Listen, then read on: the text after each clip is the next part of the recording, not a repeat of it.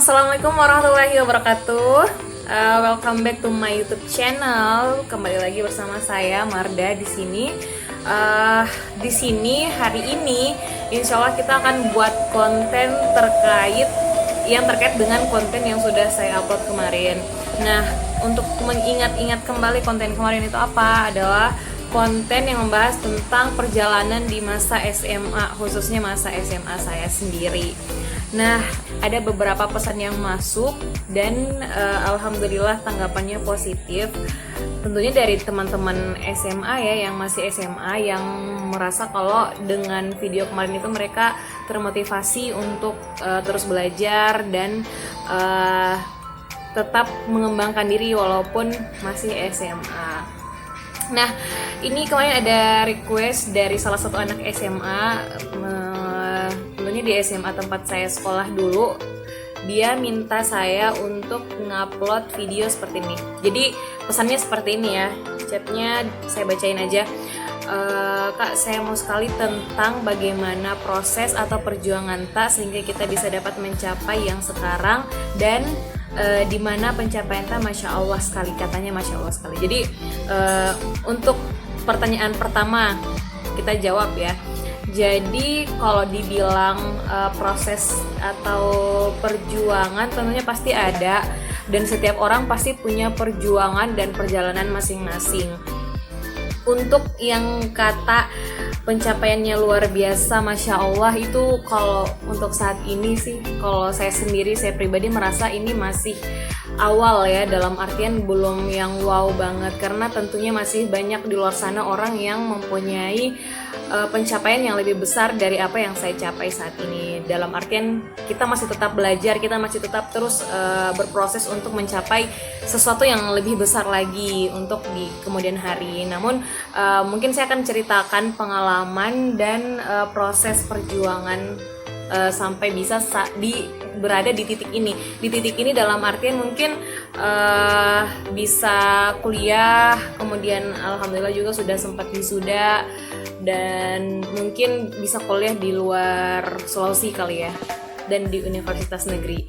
Nah, di sini kalau dibilang perjuangan, kayaknya perjuangan masa SMA itu kurang lebih berat ya, memang sangat berat untuk saya sendiri, dan untuk mungkin hampir semua teman-teman atau mungkin guru-guru tuh sudah tahu bagaimana perjuangan saya pada masa itu. Nah, pada kelas 1 SMA pada saat itu tuh semua masih baik-baik aja, dalam artian peringkat juga alhamdulillah masih baik-baik aja. Namun di masa kelas 1 itu saya baru memulai merintis untuk belajar karya tulis. Jadi saya ikut lomba itu kelas 1, diajak sama kakak kelas saya yang kelas 3, Kak Firda sama Kak Nurul. Halo Kak Firda, Kak Nurul. Jadi beliau-beliau itu yang mengajarkan pertama kali ke saya bahwa oh, kita bisa ikut ini loh di SMA, kita di SMA bisa ini, bisa itu gitu. Alhamdulillah karena join sama kakak kelas tersebut, di situ tuh saya masih belum tahu apa-apa tentang karya tulis. Tapi karena memang senior-senior ini memang mungkin sudah expert di bidang karya tulis, alhamdulillah kita juara, dan saya berhasil dapat sertifikat juara 1 di tingkat provinsi pada saat itu. Karena kan kalau lomba karya tulis kan bertiga ya, jadi di situ tuh kayak saya tuh cuman berperan sedikit sekali pada saat itu. Nah, setelah juara itu akhirnya saya merasa tanggung jawabnya tuh jauh lebih besar lagi. Belajarlah saya sama kakak-kakak kelas ini, kemudian kita ikutlah lomba lagi. Jadi ini lomba kedua saya dan masih kelas 1. Alhamdulillah berkat mereka kita dapat juara lagi. Alhamdulillah itu yang lomba yang diadakan di ini ya, di kedokteran kalau nggak salah, di kedokteran Halo Oleo pada saat itu, dan alhamdulillah kita dapat juara juga di situ. Kalau nggak salah juara 1 juga di situ ya kalau nggak salah juara 1. Kalau nggak salah ya, pokoknya sertifikatnya lupa soalnya ada di Surabaya semua.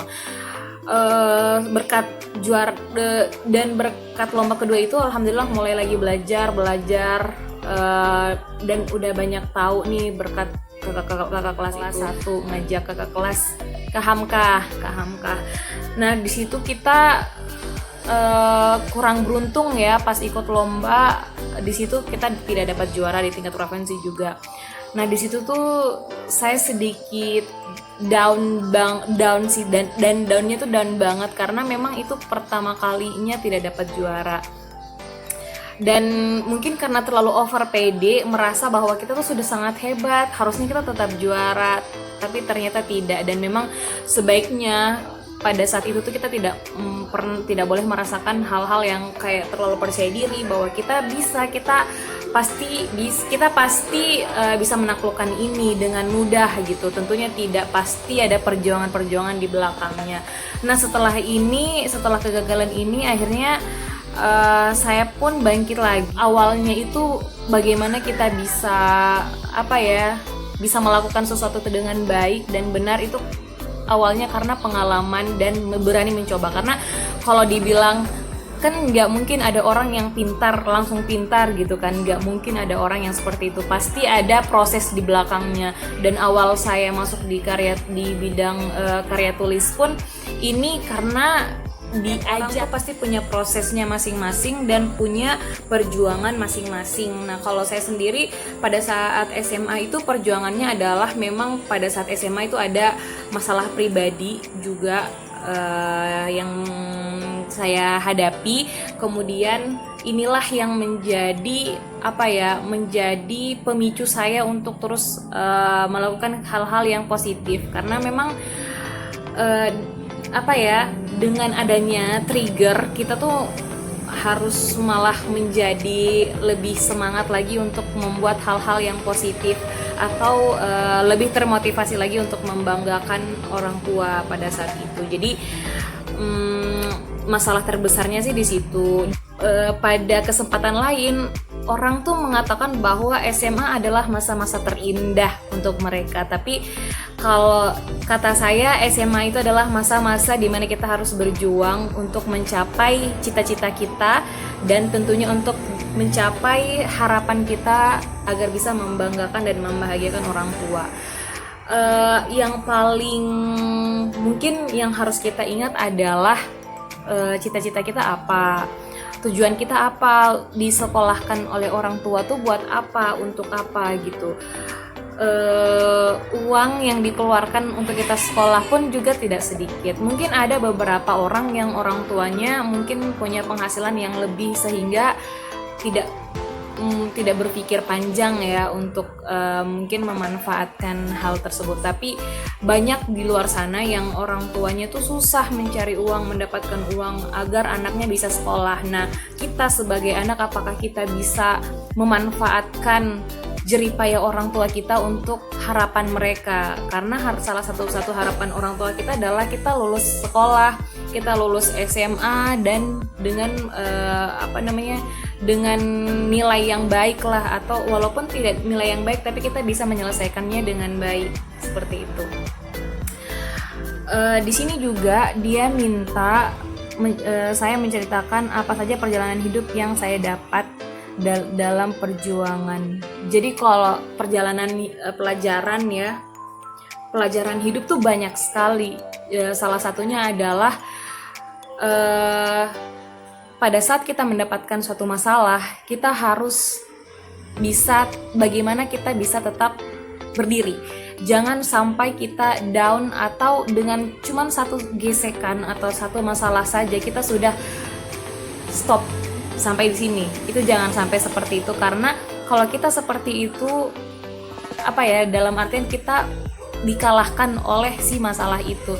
Tapi bagaimana caranya kita mengalahkan masalah itu untuk bisa bangkit dan bisa lebih baik lagi dari hari-hari sebelumnya. Jadi seperti itu. Kalau saya kemarin sih pelajaran hidupku sih seperti itu. Jadi karena ada masalah sehingga saya tuh malah ingin membuktikan gitu loh, bahwa dengan masalah tuh tidak menjadikan saya menjadi seorang yang acuh, saya menjadi seorang yang pasif, atau saya menjadi seseorang yang tidak peduli akan pendidikan, akan sekolah.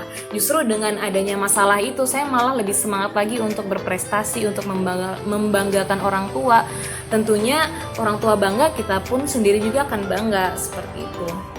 Jadi nggak ada ruginya untuk punya motivasi untuk membanggakan orang tua gitu. Kemudian dia juga pingin nih saya cerita tentang bagaimana untuk bagaimana kita memplanning rencana kita ke depan. Nah, untuk memplanning rencana kita ke depan, tentunya kalau di video kemarin saya sudah jelaskan bahwa saya sudah memplanning cita-cita saya atau apa yang akan saya lakukan selama SMA itu mulai dari kelas 1 SMA.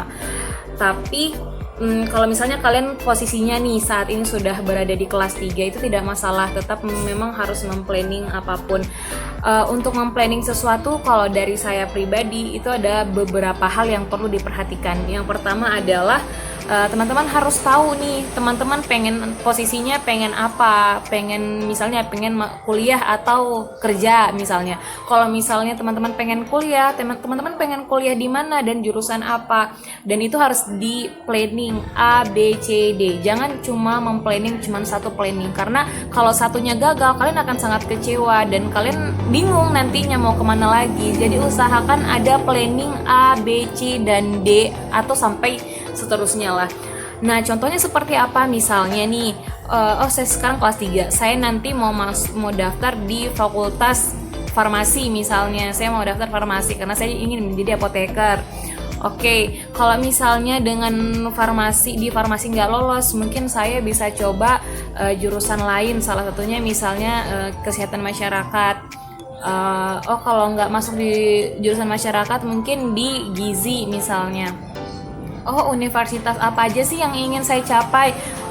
Pokoknya planning pertama saya nih masuk di Haloleo misalnya, farmasi. Nah, kalau tidak bisa, berarti kita harus cari universitas lain. Jadi harus ada planning yang sudah direncanakan, jangan cuma satu planning. Jadi dan kita juga tidak boleh terlalu berharap pada satu, misalnya planning A ini harus nih planning A yang jadi. Jadi kita harusnya jangan seperti itu. Kalau bisa semua planning itu kita rencanakan, dan memang semua planning yang kita buat itu planning yang kita suka gitu.